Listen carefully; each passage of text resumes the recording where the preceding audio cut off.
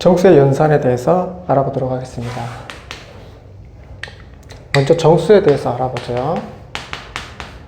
정수는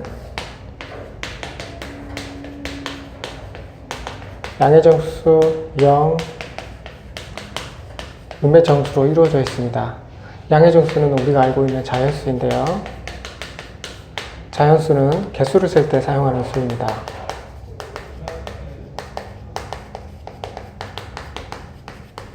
이 녀석이 양의 정수, 그다음에 0과 음의 정수까지를 포함하는데, 음의 정수는 -3, -2, -1처럼 자연수 앞에 음수 부호를 붙여서 사용하는 수가 바로 음의 정수죠.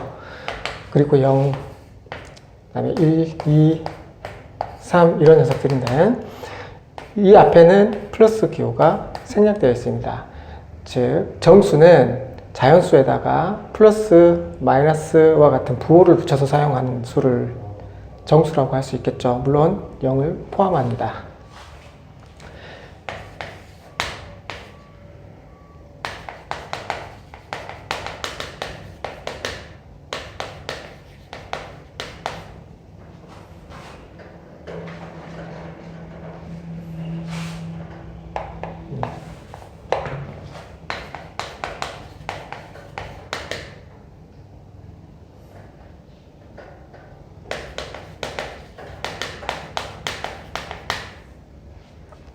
수를 세는 방법을 기수법이라고 합니다.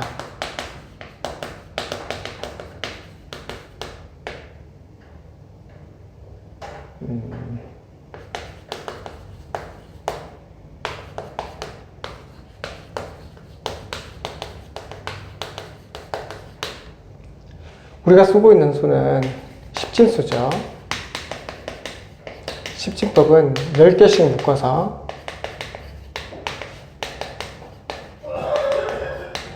자릿수로 올리는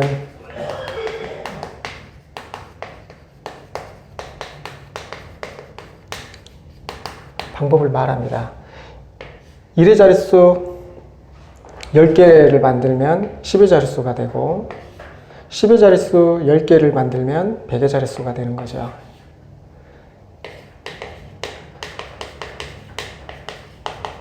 백의 자릿수 10개를 만들면 1000의 자릿수가 되고, 1000의 자릿수 10개를 만들면 10,000의 자릿수가 됩니다. 그 위에 다시 10개를 만들면 10만,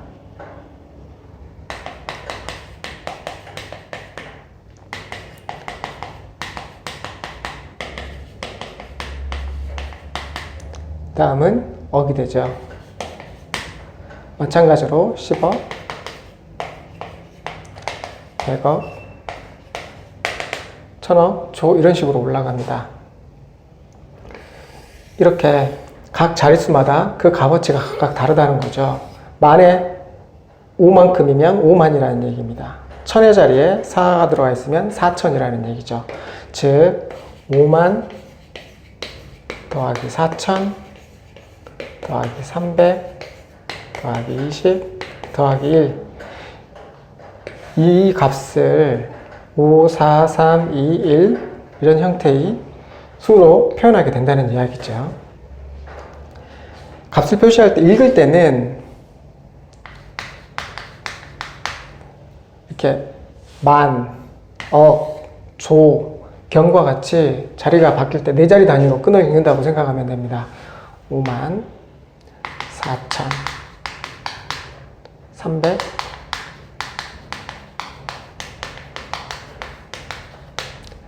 띄었으면 됩니다.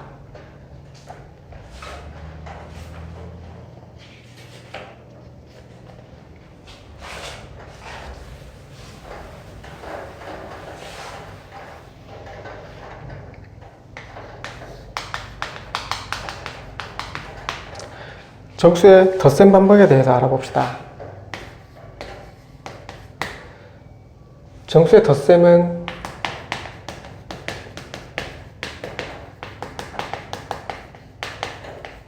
같은 자릿수끼리 더하고 뺄 때도 마찬가지입니다. 같은 자릿수끼리 뺀다. 기본적으로 이렇게 접근하면 되겠습니다. 예를 들어서 이런 계산을 하면 321은 300 더하기 20 더하기 1, 이 녀석을 표현한 수죠. 215는 200 더하기 10 더하기 5, 이것을 표현한 수입니다. 그러니 같은 100의 자리 300과 200을 더하고, 같은 10의 자리 20과 10을 더하고, 1의 자리 1과 5를 더하는 방식으로 계산하자는 거죠. 값은 500에 30, 그래서 536, 이렇게 계산하자는 겁니다. 이렇게 일일이 풀어서 같은 자릿수끼리 더하면 이해하기는 쉽지만 계산이 복잡하죠. 그러니 간단하게 세로식을 이용해서 계산을 하면 좋습니다. 각 자리끼리 더해서 그 자릿수의 값을 만들면 되죠. 더해서 3, 더해서 5, 이렇게 만들어주면 됩니다. 물론 10이 넘어가는 수가 나올 수도 있죠.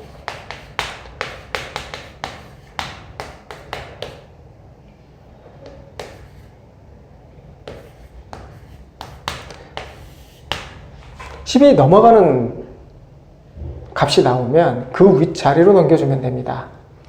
더해서 12가 되었죠. 12가 되는데 아까쯤에 10진수는 몇 개씩 모아서 10개씩 모아서 그 윗자리로 넘긴다고 했습니다. 그러니 여기 남는 10은 위로 올라가게 되는 거죠. 그래서 더하면 14가 됩니다. 여기서 남는 10은 또 다시 윗자리로 올라가게 되죠. 이렇게 계산하면 된다는 얘기입니다. 남는 자릿수는 더 윗단계로 올려주면 됩니다. 10이 남으면 윗단계로 1을 올려주고, 20이 남으면 윗단계로 2를 올려주고, 이런 식인 거죠. 덧셈은 이렇게 계산하면 됩니다.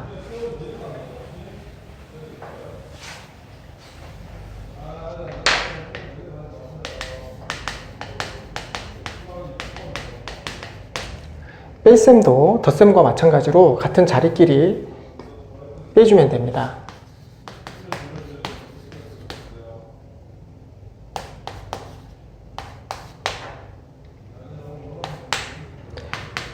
(320) 되어 있는 녀석을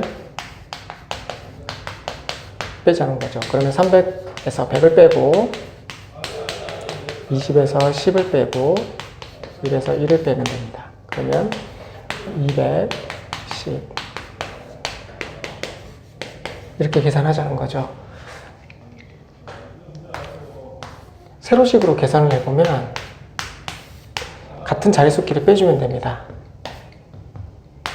이렇게 빼주면 되는 거죠. 그런데 이제 문제는 뺄 수 없는 경우를 보게 되는데, 그때는 위에서 하나를 내려서 빼면 됩니다. 이 자리는 당연히 이 위로 올릴 때 10개를 모아서 올리는 거니까 10의 자리는 1의 자리보다 당연히 10배 큰 수입니다. 그러니 밑에 자리로 내릴 때는 오히려 10배가 돼야 되겠죠.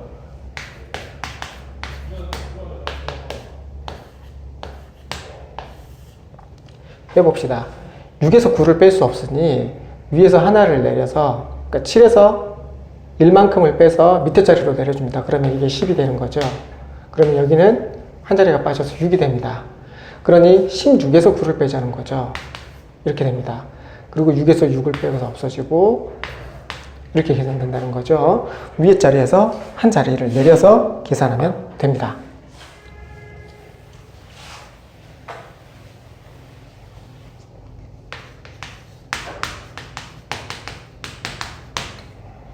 곱셈은 곱셈 연산이 어떻게 나왔는지부터, 어떻게 정의되는지부터 먼저 알아야 됩니다. 곱셈 연산은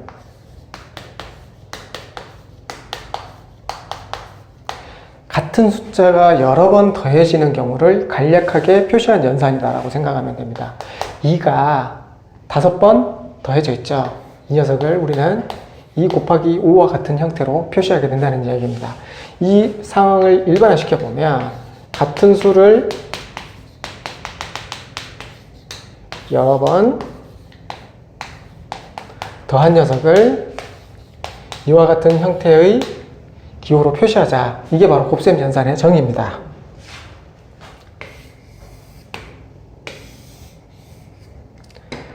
그렇다면 당연히 이렇게 되겠죠. A를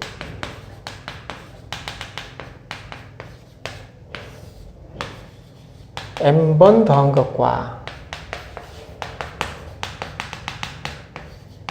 a를 n번 더한 녀석을 하면 a 곱하기 m, a 곱하기 n 이런 식으로 표시할 수 있겠죠.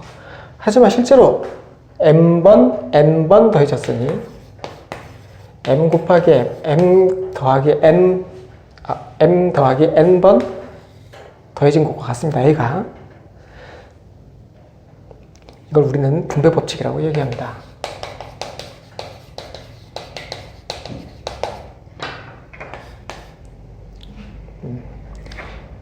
이 a 곱하기라는 연산이 m과 n이라는 수에 각각 분배되어서 전개될 수 있다. 뭐 이런 내용인 거죠.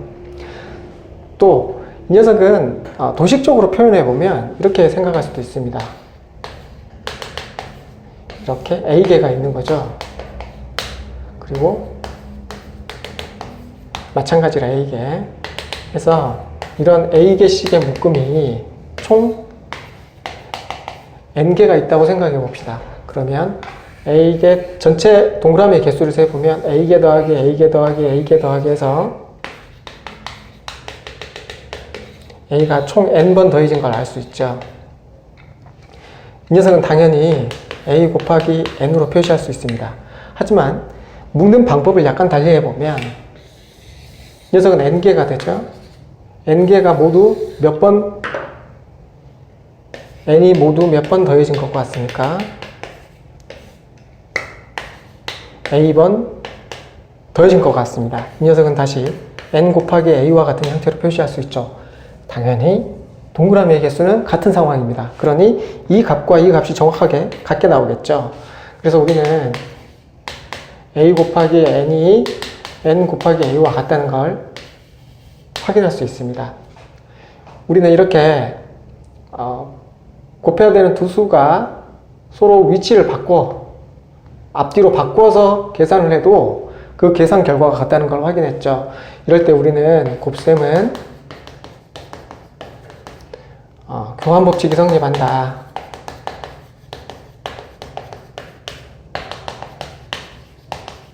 이렇게 이야기할 수 있습니다. 교환법칙은 연산 순서를 바꾸어도 앞뒤로 자리를 바꾸어도 계산 결과가 같다. 이럴 때 교환법칙이 성립한다 라고 이야기하는 거죠. 이 교환법칙은 계산하기 더 편하게 자기가 임의로 계산을 고쳐서 해도 계산 결과가 같다는 걸 우리가 알 수 있다는 내용입니다.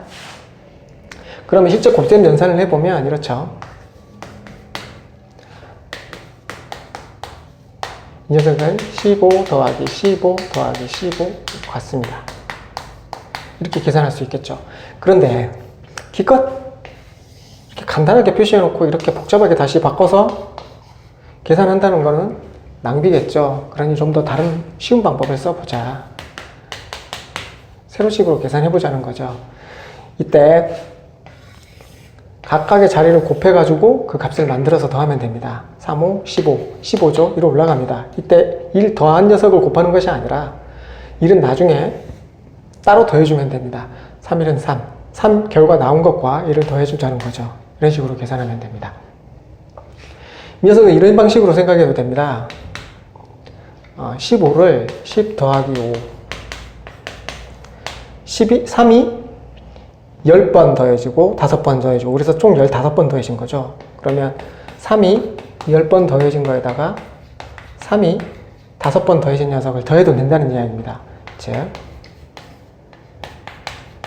그래서 45 이런 식으로 접근할 수도 있습니다. 좀 더 복잡한 계산을 해볼까요?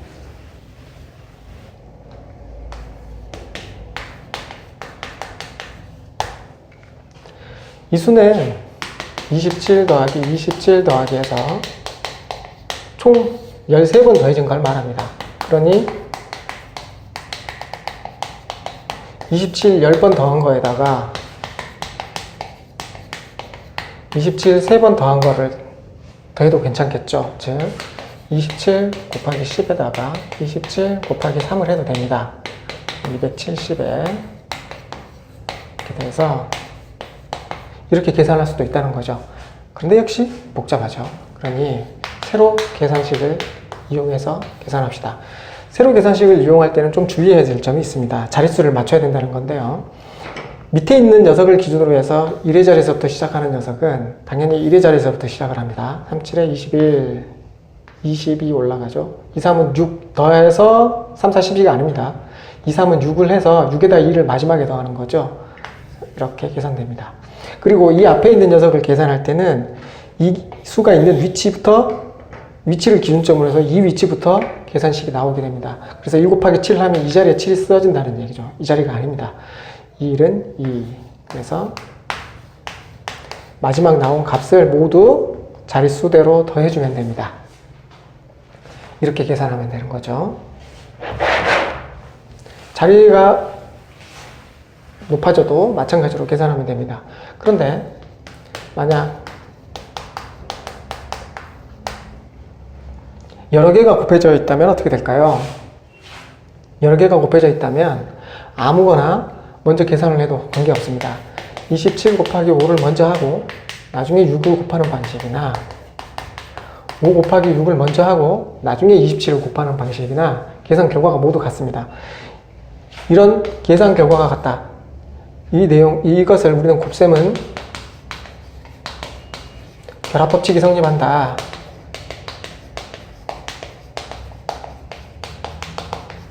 결합법칙이 성립하는 연산이다. 이렇게 이야기합니다. 결합법칙이라고 얘기하죠. 연산의 우선순위가 같은 연산을 할 때 어떤 쪽을 먼저 계산해도 연산 결과가 같으면 우리는 결합법칙이 성립한다. 이렇게 이야기합니다.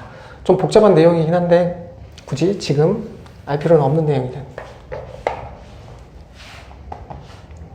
어느 쪽을 먼저 계산해도 관계없다. 이 얘기입니다. 자, 27 곱하기 5를 먼저 해봅시다.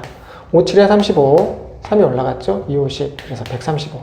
이 녀석은 135 곱하기 6입니다. 135 곱하기 6을 하면 5, 6, 30, 3이 올라가죠? 6, 38, 21이고 그래서 이렇게 계산이 됩니다. 이 녀석은 27 곱하기 5, 6, 30이죠. 그래서 27 곱하기 30을 하면 0은 어떻게 곱해도 0이니까 이 자리에는 0만 들어갑니다. 그리고 3은 윗자리에 있으니까 그 윗자리부터 계산해야 되죠. 3, 7에 21, 2가 올라가고 2, 3은 6, 8, 810. 연산 결과가 같죠. 연산 결과가 같습니다. 자기 편한 쪽으로 계산해줘도 관계없다라는 겁니다. 말 그대로 편한 방식으로 계산해야겠죠.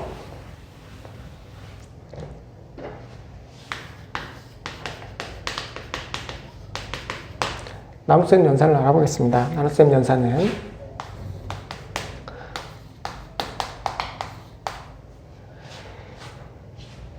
기호는 이렇게 표시를 하는데 35를 4개씩 묶었을 때 몇 개의 묶음과 나머지가 나올 것이냐 이겁니다. 생각해보죠. 35를 4개씩 묶으면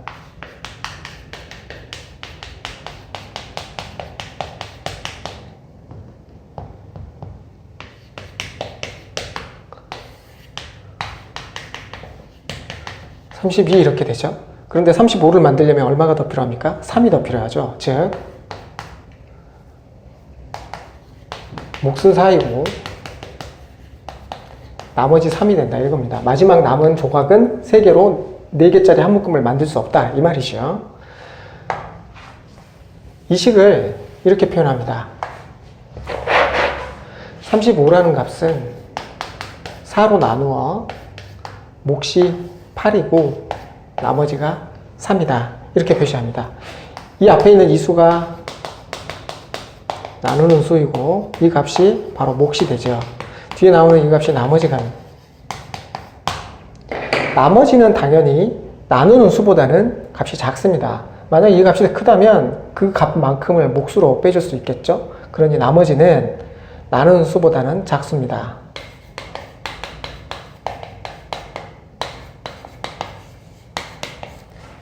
그리고 0보다는 크거나 같겠죠. 이렇게 표현할 수 있습니다. 그런데 이렇게 표시하려면 역시 복잡하죠. 그래서 세로식을 써봅시다. 35를 4로 나눌 때 앞자리에서부터 하나씩. 그러니까 이게 지금 한 자릿수니까 앞에 있는 한 자리부터 먼저 살펴봅니다. 그러나 3은 4로 나누어서 목소리를 만들 수 없죠. 그죠? 실제로 3이라고 적혀 있지만 30과 같은 맥락입니다. 하지만 일단 3으로 보면 3만 놓고 보면 뒷자리 무시하고 3만 놓고 보면 목소리를 나눌 수 없죠. 그래서 그 다음 자리로 넘어갑니다. 그럼 35를 놓고 보자는 거죠. 48에 32. 35보다 작으면서 가장 큰 값을 찾아내는 거죠. 찾아내서 빼보면 그 나머지가 나옵니다. 이렇게 나온다는 거죠. 만약 좀 더 복잡한 식, 가령 나누는 수가 두 자리나 세 자리가 되는 경우를 살펴보면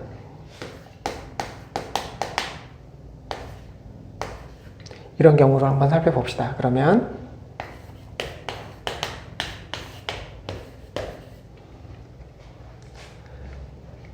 자릿수가 두 자리니까 여기도 두 자리를 먼저 살펴봅니다. 하지만 21이 23보다 작죠. 그러니 215까지를 통째로 살펴봅니다. 23에다가 얼마를 곱했을 때 215와 비슷해지는지를 살펴보자는 거죠. 그러면 7 같은 거 곱해보면 어떻게 될까요? 37에 21, 14. 차이가 너무 크죠? 그래서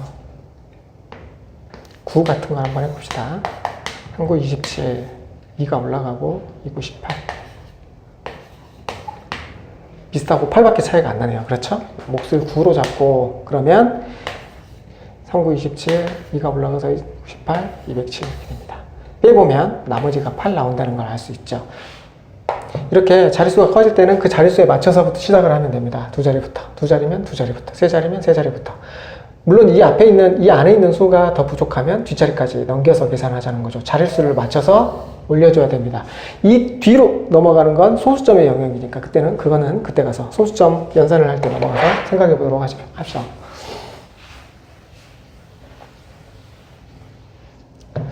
정수의 연산이었고 마지막 하나만 더 합시다. 등식에 관해서 설명을 하려고 하는데요. 등식은 등으로 연결된 식을 등식이라고 합니다. 기본적으로 왼쪽에 등호를 기준으로 해서 왼쪽의 값과 오른쪽의 값이 서로 일치한다라는 기호인데요. 왼쪽에 있는 값을 좌변, 오른쪽에 있는 값을 우변, 합쳐서 양변 이렇게 이야기합니다. 좌변과 우변이 등호로 연결되어 있다는 얘기는 기본적으로 두 값이 서로 완전히 일치한다는 것을 뜻합니다. 이게 바로 등식이죠. 등식에는 두 가지 종류의 등식으로 나누어서 생각해 볼 수 있습니다. 하나는 항등식이고 하나는 방정식인데 항등식은 항상 등호가 성립하는 식입니다.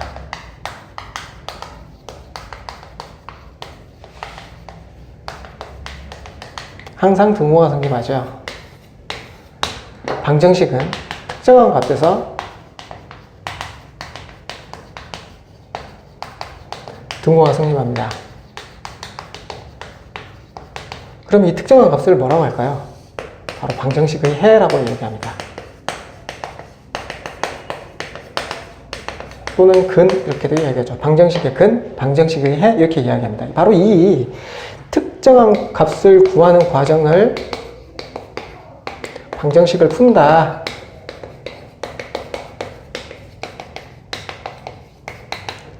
이렇게 이야기하는 겁니다. 예를 들어 봅시다.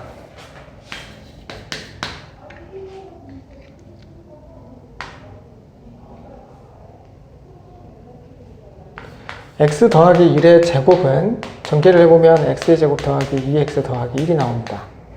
이 녀석은 x에다 무슨 값을 집어넣어도 오른쪽에 항상 똑같이 나옵니다. 이게 바로 항등식이죠. x에다 어떤 값을 집어넣더라도 항상 등호가 성립하는 식이 됩니다. 이게 바로 항등식입니다. 왼쪽에 있는 식과 오른쪽에 있는 식이 완전히 일치하는 식이다 이런 말입니다. 그런데 이런 식의 경우 x의 값이 바뀜에 따라서 등호가 성립하기도 하고 성립하지 않기도 합니다.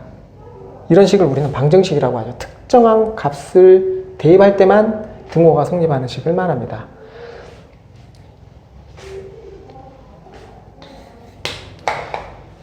자, 등식은 어떤 성질을 가지고 있는지 충분히 우리가 알아야만 계산해서 활용을 할 수 있겠죠?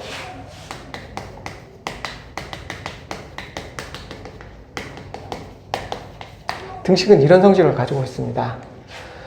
양변에 같은 값을 더하거나 빼도